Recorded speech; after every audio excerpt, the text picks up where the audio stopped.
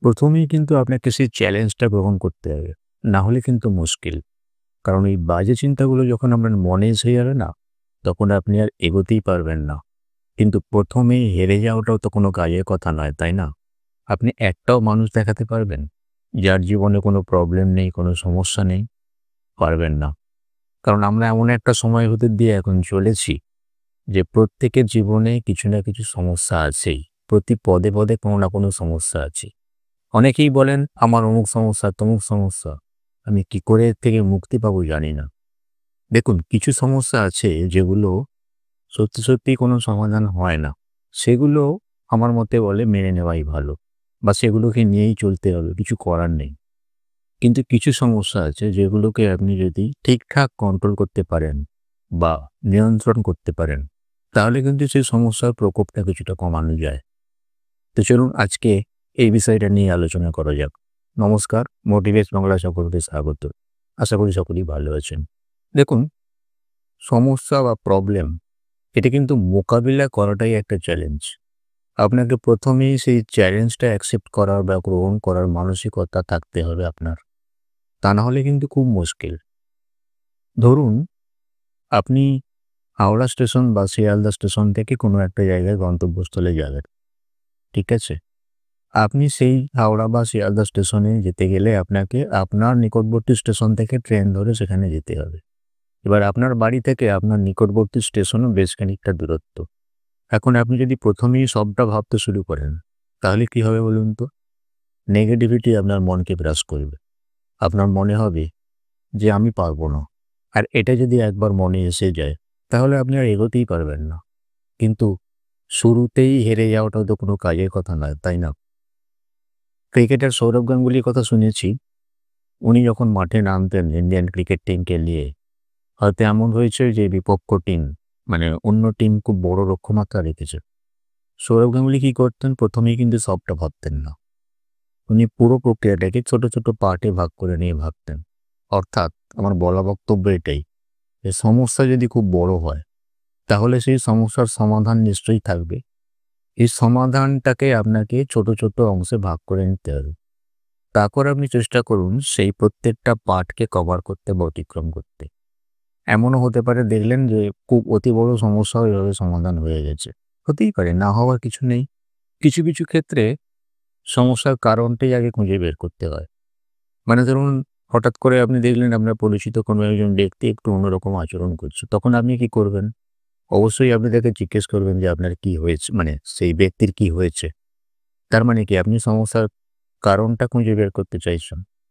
তারপরে যেটা হবে তার সমাধান। আপনার পক্ষে যদি সম্ভব হয় আপনি নিশ্চয়ই সেই সমস্যার সমাধান দেওয়ার চেষ্টা করবেন। এবার অনেক সময় এটা হয় যে সঙ্গে, সঙ্গে সেই সমাধানটা দেওয়া সম্ভব হচ্ছে না। মানে সেই সমাধানটা অনেকগুলো স্টেপের উপর নিয়ে করছে। তাহলে কি আপনি সেটা ছেড়ে দেবেন? সেটা তো নিশ্চয়ই নয়। মানে ধরুন, রাত্রিবেলা আপনারই পরিচিত আপনারই বাড়ির কোনো ব্যক্তি অসুস্থ হয়ে পড়েছে। তার ইমিডিয়েট ওষুধের দরকার। এবার আপনি দেখলেন যে ওই রাত্রিবেলা আপনার পাড়ায় যত ওষুধের দোকান ছিল সব বন্ধ হয়ে গেছে।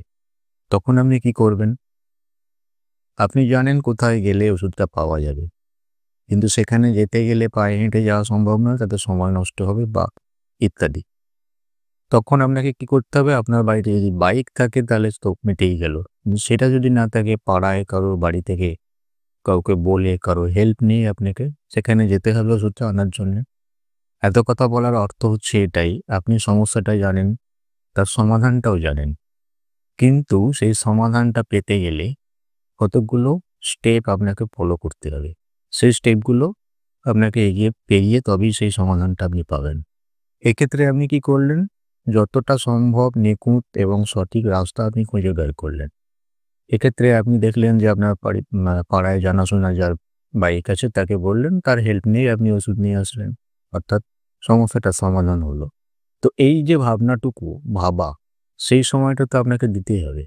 আপনি যদি তাড়াহুড়ো করেন বা অ্যাংজাইটিতে ভোগেন, তাহলে কিন্তু এই ভাবনাটুকু ভাববার মতন অবকাশ আপনি পাবেন না। আমরা সবাই সবকিছু জানি। সমাধান আপনারা আমরা দিতে পারি। নিজেরাই সমস্যার সমাধান খুঁজে বের করতে পারি। কিন্তু মুশকিলটা হচ্ছে কাজের সময় সেগুলো আমাদের মাথায় আসে না। এই ঘটনাটা ঘটে থাকে। তাই সমস্যায় পড়লে যতটা সম্ভব মাথা ঠান্ডা রাখার চেষ্টা করা বা সেই অভ্যেসটা তৈরি করতে হবে। সবসময় অ্যাংজাইটিতে ভোগাটাও ঠিক না। কোন কাজটা আগে করব, কোন স্টেপটা আগে নেব, কোন স্টেপটা পরে নেব, সেটা কিন্তু ভাবতে হবে। তবে হ্যাঁ, সবসময় যে মাথা ঠান্ডা রেখে কাজ করা যায় তাও নয়। এটাও আমি স্বীকারও করছি, অস্বীকার করছি না। তবু চেষ্টা করা উচিত। আরেকটা জিনিস খুব দরকার, সেটা হচ্ছে যে ইতিবাচক মনোভাব বা অপটিমিস্টিক থাকা। পেসিমিস্টিক বা নেতিবাচক মনোভাব নিয়ে থাকাটা কিন্তু ঠিক না। প্রথমেই যদি ধরে নিই আমি পারবো না, আমি জানি না, আমি কোনোদিন করিনি, অতএব আমার দ্বারা হবে না, এগুলো করলে কিন্তু হবে না। এই মানসিকতা থাকাটা ঠিক না। এগুলো মন থেকে সরাতে হবে। নইলে আপনার সমস্যা কিন্তু কোনোদিনই মিটবে না। কিছু, কিছু ক্ষেত্রে আবার আপনাকে পিছুও হটতে হয় অনেক সময়। একটি ছেলে মোটামুটি পড়াশোনায় ভালো, বেশ পড়াশোনা ভালোই করছিল। হঠাৎ করে তার বাবা এক্সপায়ার করেন। সেই ছেলেটি তখন সংসারের হাল ধরার জন্য আ পড়াশোনা থামিয়ে রেখে কর্মক্ষেত্রের সন্ধানে বেরোয়, কাজের সন্ধানে বেরোয়।